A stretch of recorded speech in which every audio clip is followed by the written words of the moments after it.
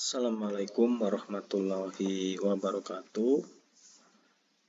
Jumpa lagi di materi riset pasar. Kali ini kita akan bahas di modul ke-13, yaitu teknik pengumpulan data primer. Tentunya pada pembahasan seputar eksperimen dalam pemasaran. Jadi kita akan fokus pemasarannya itu dilakukan secara eksperimen. Makanya ada sifat percobaan, lalu juga bahan percobaan pemasaran, sumber-sumber yang ketidakvalidan. Jadi bagaimana ketika sumber kita itu tidak konsisten atau tidak lengkap. Lalu juga model desain percobaan, panel dan desain percobaan, dan percobaan lapangan di dalam pemasaran. Di dalam konsep pemasaran, tentu goalnya adalah segmentasi pasar atau orientasi pelanggan. Jadi kita bisa mengukur sejauh mana orientasi pelanggan.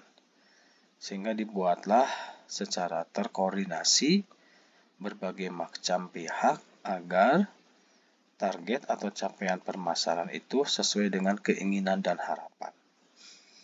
Makanya terkadang dibentuklah sebuah komunitas dalam bentuk WA atau juga dalam bentuk grup, di mana di situ terjadi diskusi bagaimana ide dan saran terhadap produk yang kita tawarkan. Tujuannya agar produk yang kita tawarkan kepada konsumen atau masyarakat, secara general mereka itu menyatakan puas. Dan kalau masyarakat atau konsumen sudah puas, maka ini menjadi sebuah target atau tujuan perusahaan atau organisasi itu berhasil. Makanya di sini ada konsep penjualan dan konsep pemasaran. Kalau konsep penjualan berawal dari pabrik ya, dalam sebuah industri, lalu juga masuk ke sebuah produk atau si produk kita itu harus fokus ya sesuai dengan aspirasi, keinginan dari konsumen. Sehingga fokus kita itu produk yang kita tawarkan itu bisa diterima oleh konsumen. Lalu juga dari sisi sarana penjualan, sekarang kan bisa dilakukan dengan berbagai macam media, baik melalui online atau juga melalui offline. Artinya bahwa bagaimana produk kita itu yang terjual bisa terukur, bahkan lebih banyak mendapatkan keuntungan yang luar biasa karena memang volume penjualannya meningkat.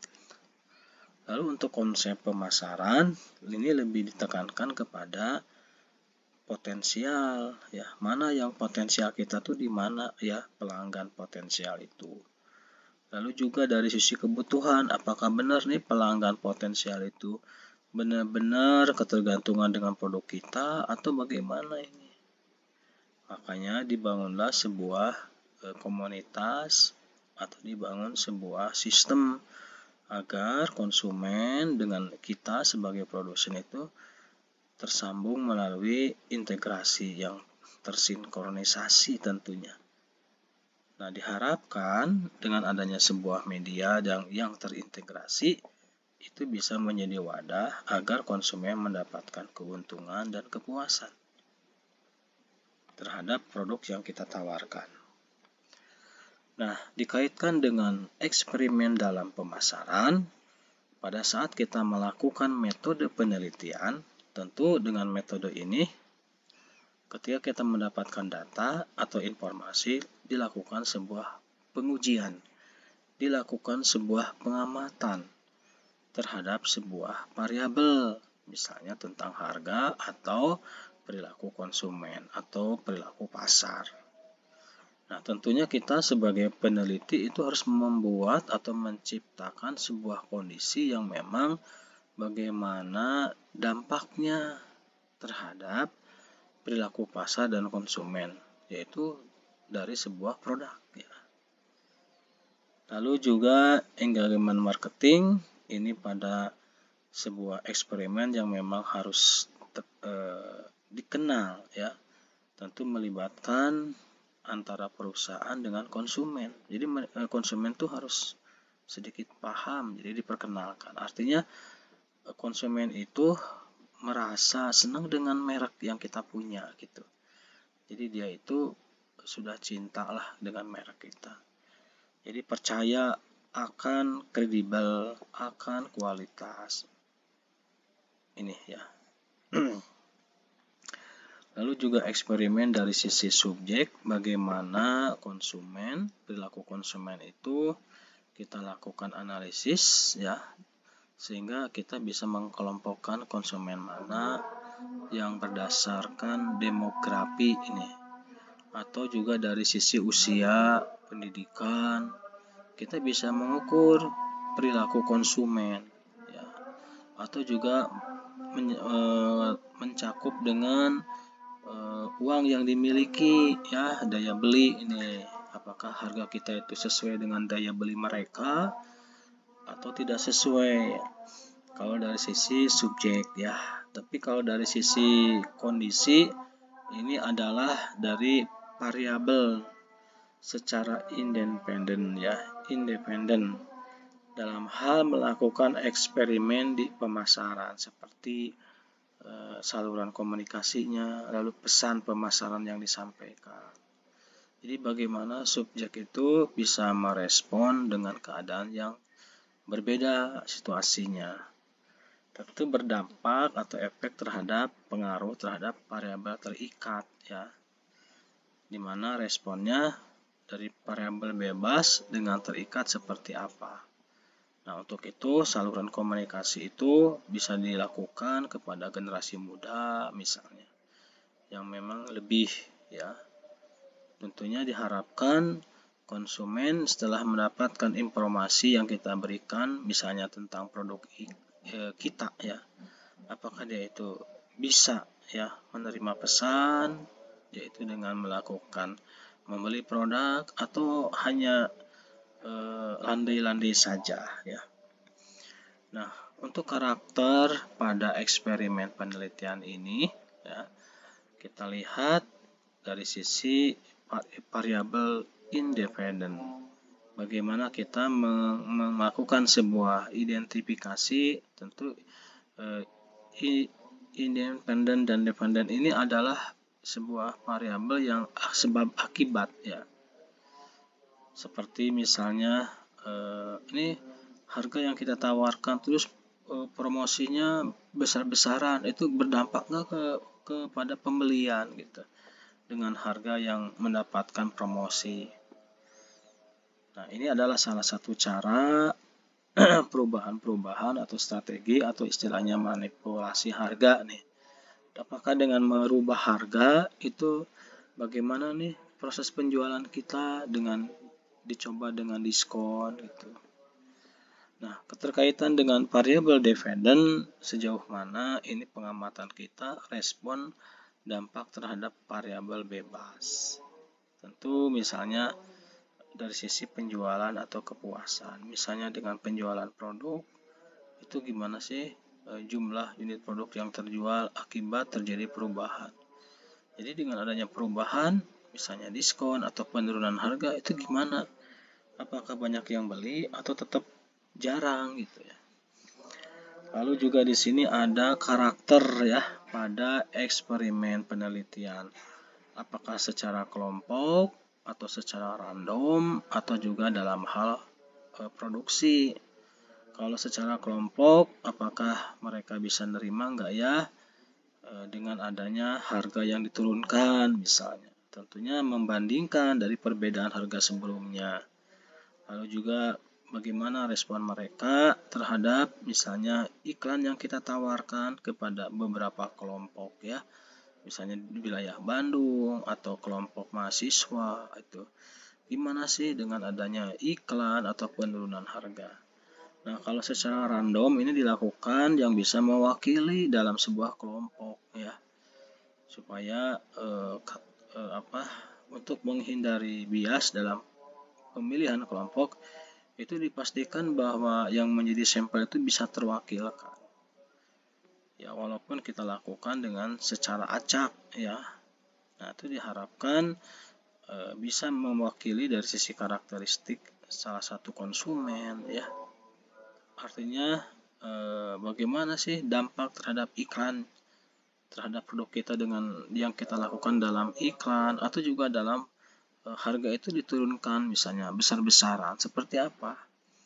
Nah, dikaitkan dengan produksi ini lebih kepada yang dilakukan oleh peneliti yaitu untuk melihat kembali sebelumnya.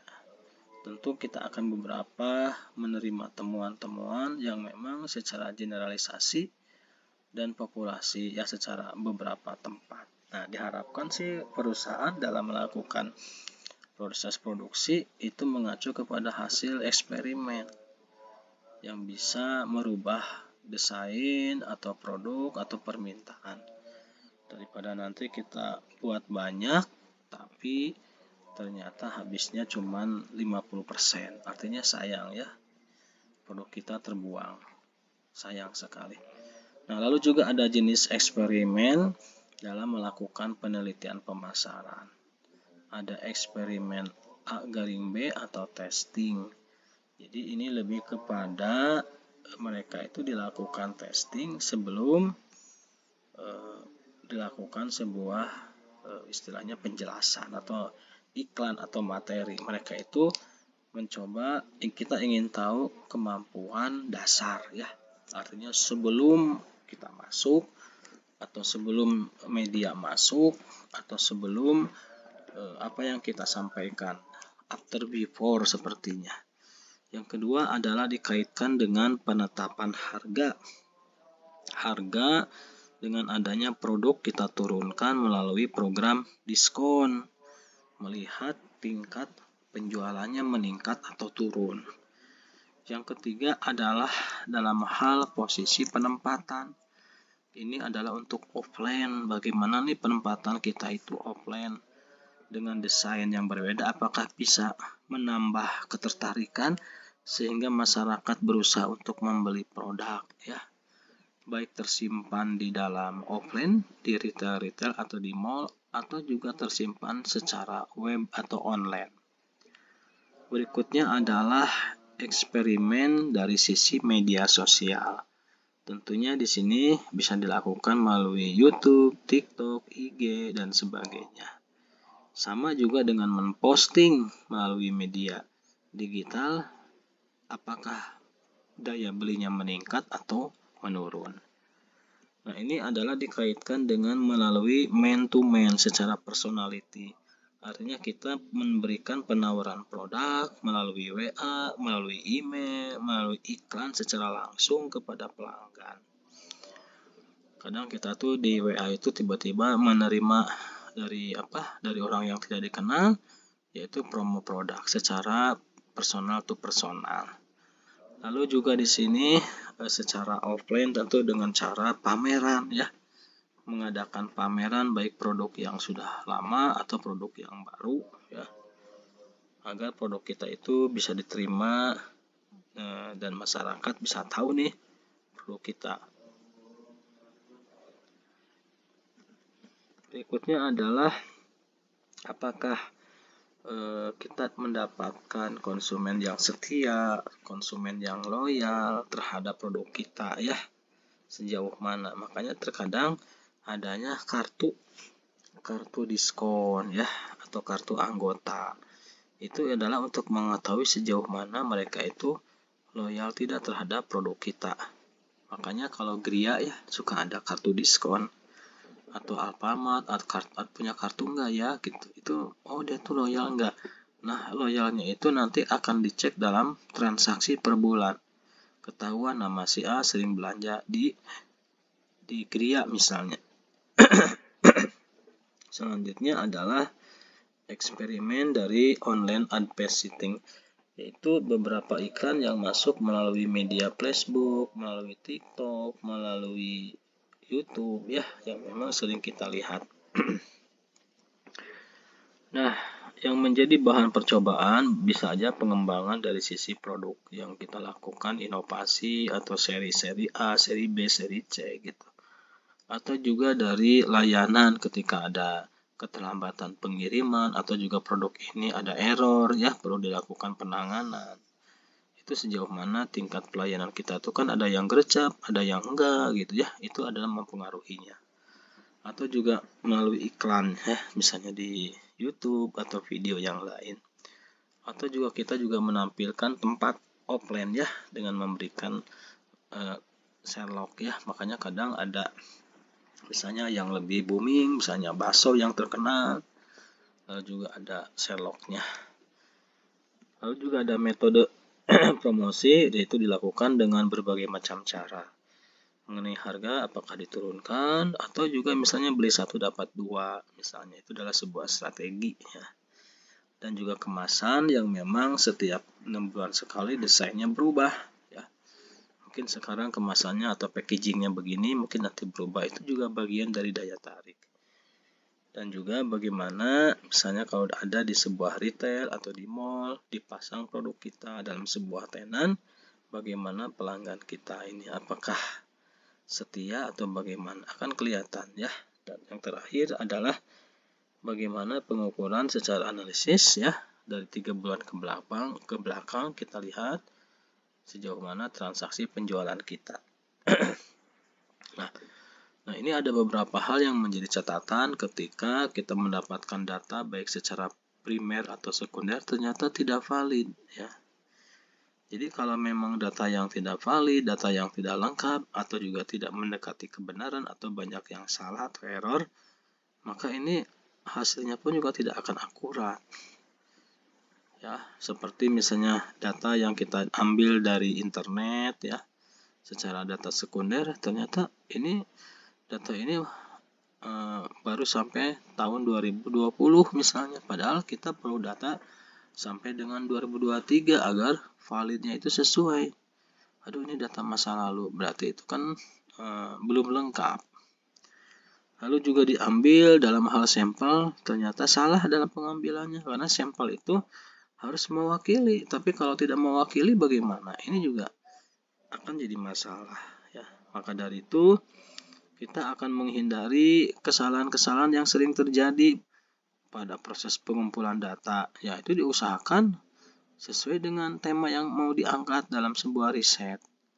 Lalu juga dalam melakukan pengolahan serta analisis, jangan sampai hanya dengan ketidakvalidan dalam eksperimen pemasaran berdampak kepada hasilnya sia-sia atau tidak optimal gitu. Nah, sumber-sumber yang memang sering kita lakukan melalui data sekunder ya, kadang tidak valid karena yaitu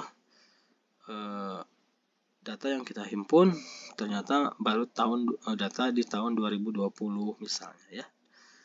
Atau juga memang sampel yang tidak representatif ya, tidak mewakili.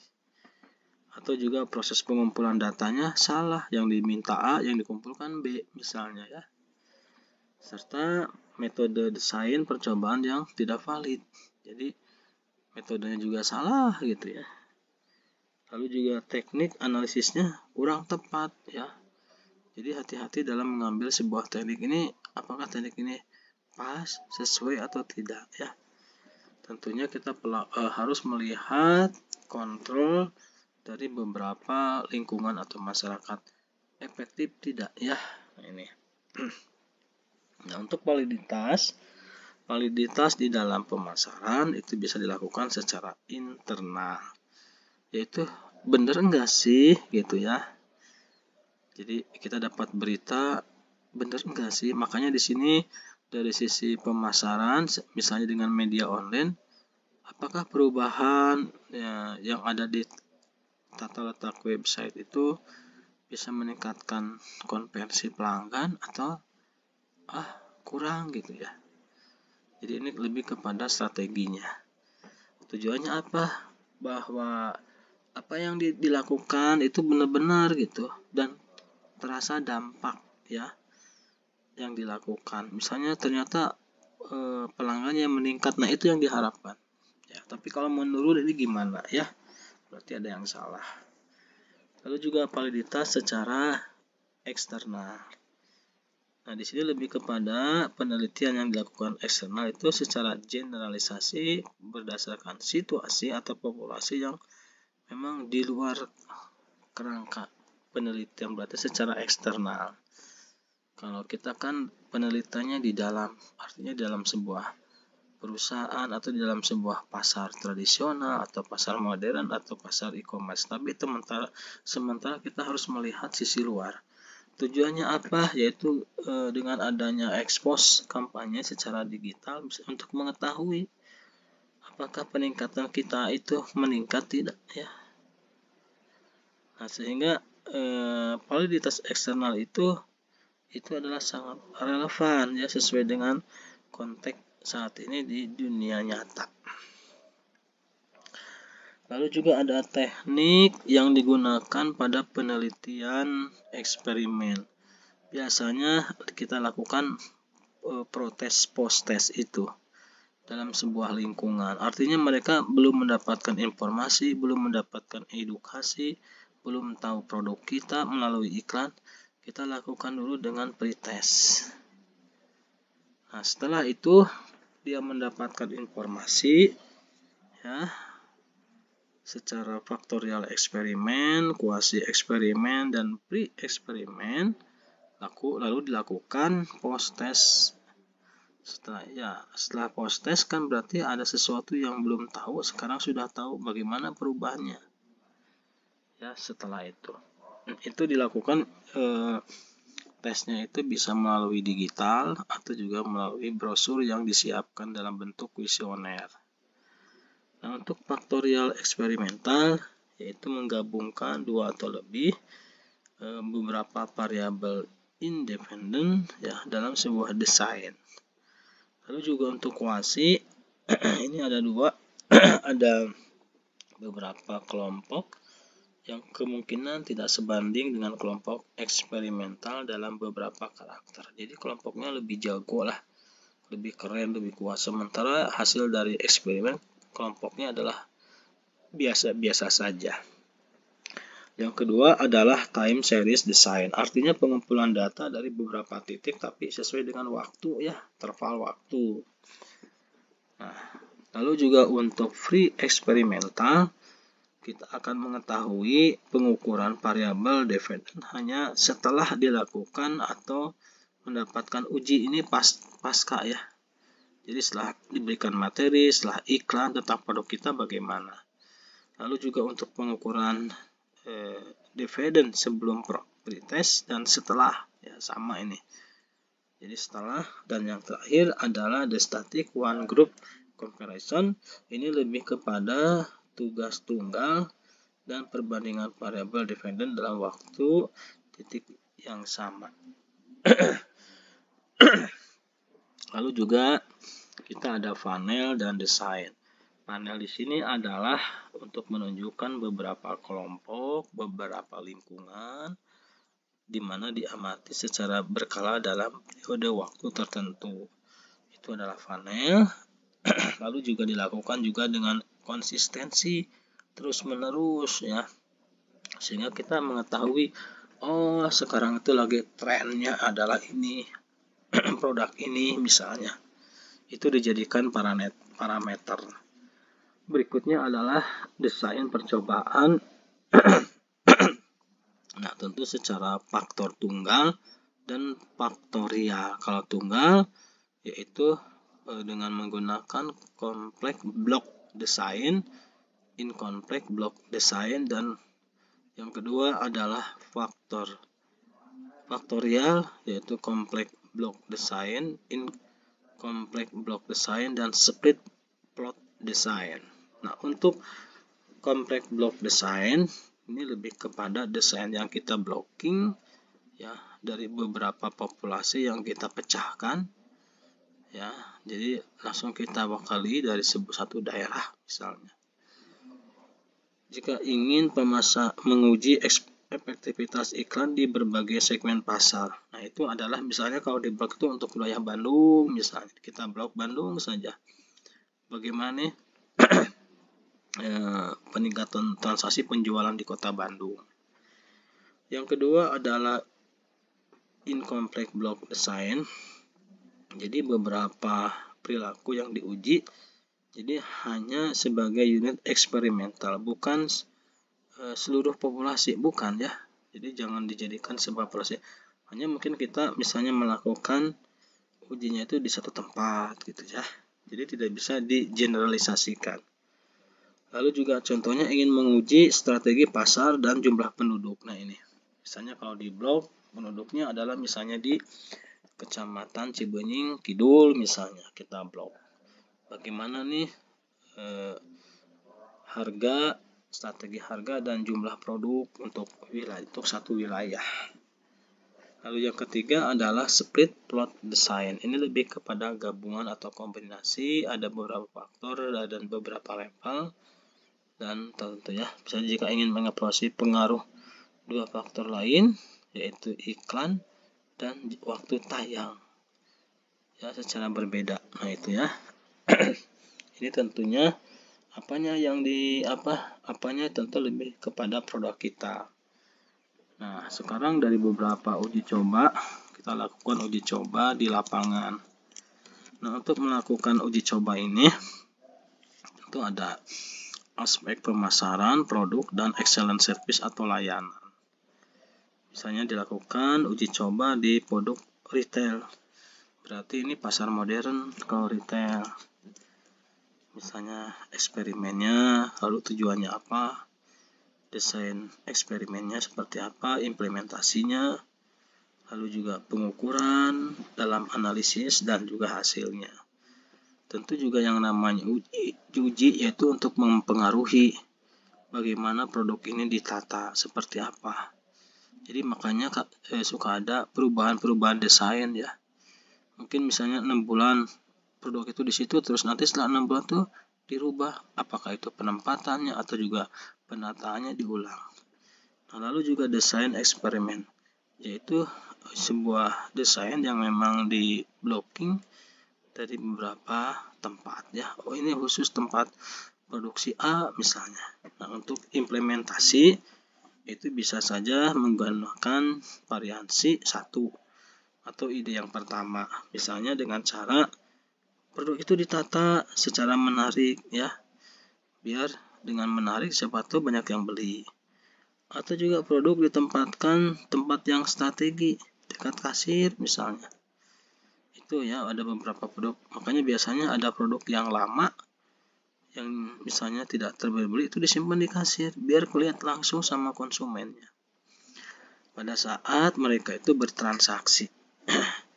Yang ketiga adalah produknya itu dikategorikan dengan produk yang sama ya, artinya ada kan sebuah kelompok ini produk khusus supermie aja ya misalnya ya, disimpan di situ ya. Jadi ada penempatan rak-rak yang ada di retail itu bisa berdasarkan secara kelompok. Lalu juga pengukuran dan analisis, yaitu sejauh mana transaksi penjualan itu dalam setiap harian. Sekarang hari ini terbeli 5, besok 7 misalnya, atau besoknya lagi 4, itu akan kelihatan. Nah, lalu juga lihat perbandingan dengan beberapa variasi atau cara. Cara 1 bagaimana dampaknya, cara 2, cara 3 ya. Dan yang terakhir adalah tentu kesimpulannya adalah kita bisa menata produk agar lebih efektif dalam hal penjualan. Yang kedua adalah merancang strategi penataan produk ya. Ini kita tata gitu, jadi tidak bisa kita asal nyimpen, asal ada, nggak bisa begitu.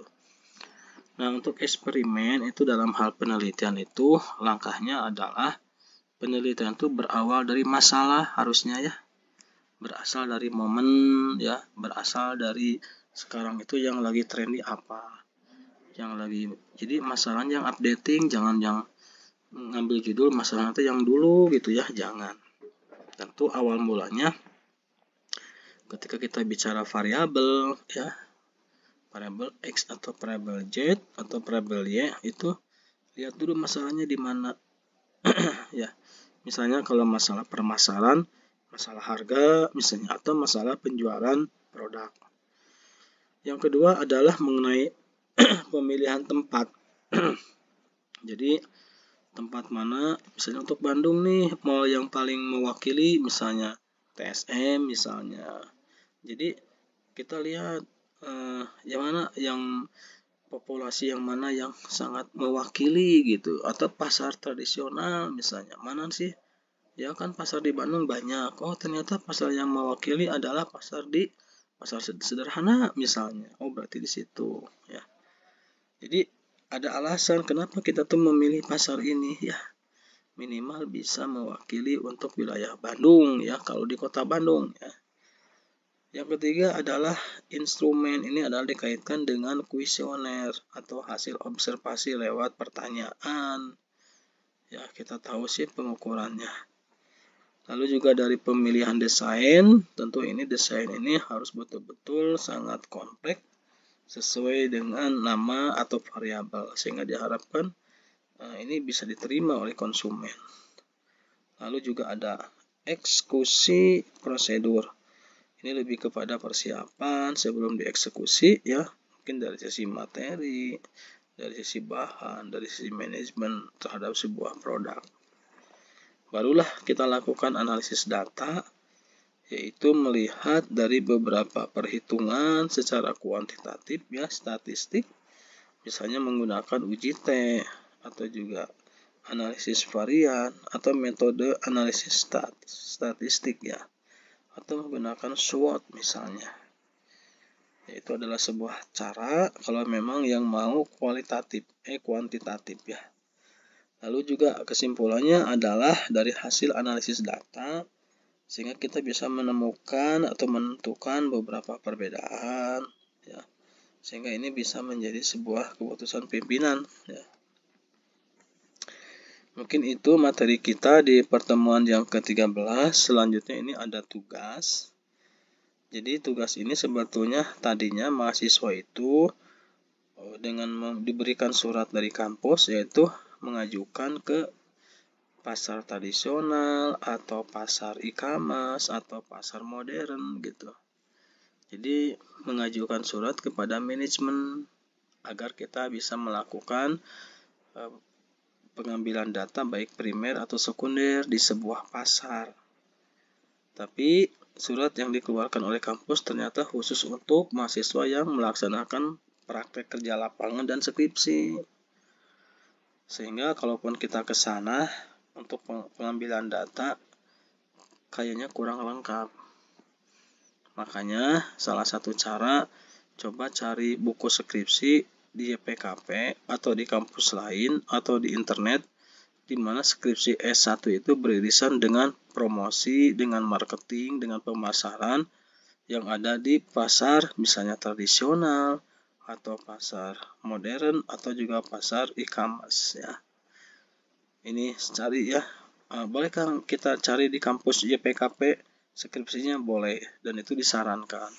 Tapi bagaimana kalau di kampus lain juga boleh atau ngambil dari internet juga boleh. Yang penting judulnya sesuai dengan materi kita, yaitu analisis pemasaran. Lalu lotusnya di pasar, baik itu pasar tradisional, pasar modern atau pasar e-commerce. Jadi silahkan setelah dipelajari skripsi ya, baru dibuatkan PPT dan nanti akan dites ya.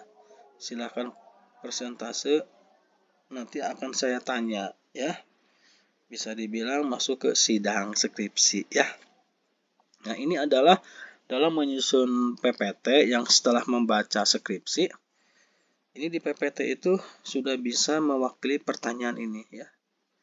Jadi sudah ketika ada mau pertanyaan berarti sudah tersimpan di PPT. Nah, ini adalah tidak jauh dari pertanyaan seputar skripsi ya, tentang riset pasar. Cuman pertanyaannya banyak ya, tuh banyak ya. Jadi nanti ketika setelah dibuatkan presentasi, dan tidak setiap jawaban itu harus ada di dalam presentasi, tapi kita mampu menjawab ya. Misalnya nomor 52 nih, bisakah Anda menjelaskan bagaimana cara menerapkan studi Anda? Ini artinya dalam skripsi kan ada ya studi, daftar pustaka. Bisa nggak sih diterapkan dalam melakukan penelitian atau riset di sebuah perusahaan. Ini adalah literatur ini ya, yang nomor 52. Ini adalah sebuah contoh ya. Nah, artinya juga kita akan membedah skripsi S1 yang bertema pemasaran. Kita bedah, kita kuasai. Itu pertanyaannya sampai dengan 65 pertanyaannya. Jadi tidak perlu dijawab, tapi ya dipersiapkan. Ketika nanti sidang, ketika nanti saya tanyakan, pertanyaan saya tidak akan jauh dari nomor 1 sampai nomor 65 ya. Nah, itu untuk masalah tugas ya. Silahkan dikerjakan, tentunya waktu kita tidak akan lama karena udah pertemuan ke-13 ya, sebentar lagi. Sok buat ya dari sekarang. Nah, untuk kuis ya, untuk tugas ini tetap ya, tugasnya perorangan. Ini. Jadi tidak kelompok. Nah, untuk kuis silahkan ini tinggal dibaca materi kita, setelah itu baru dijawab. Boleh cari jawaban sesuai dengan PPT saya atau di luar ya, atau menggunakan internet boleh. Ini pertanyaannya biasa aja. Mengapa eksperimen diperlukan dalam pemasaran ya? Silakan tinggal dijawab. Lalu bagaimana menganalisis data eksperimen yang efektif dan bagaimana jika terjadi potensi kesalahan dalam hal melakukan eksperimen pemasaran. Jadi datanya salah gimana gitu ya. Lalu juga 5 contoh yang berkaitan dengan eksperimen pemasaran. Nah, mungkin segitu dulu ya materi yang saya sampaikan di pertemuan ke-13. Jangan lupa tugasnya dikerjakan, mudah-mudahan minggu depan selesai. Dan nanti minggu depan juga ada sidang ya untuk mahasiswa. Jangan takut salah, siapkan aja ya, karena kita mah benar atau salah itu mah kembalikan kepada Allah, tapi kita mah terus belajar ya. Mudah-mudahan dengan kesalahan ini kita semakin lebih baik. Saya berharap mahasiswa banyak menjadi pengusaha sebelum wisuda ya, itu pesan saya. Karena setiap manusia itu yaitu punya kesempatan untuk berhasil dan sukses. Yang penting kita mau bersungguh-sungguh ya, nanti akan ada jalan dan rezeki ya. Oke, selamat malam, sampai ketemu kembali minggu depan. Assalamualaikum warahmatullahi wabarakatuh.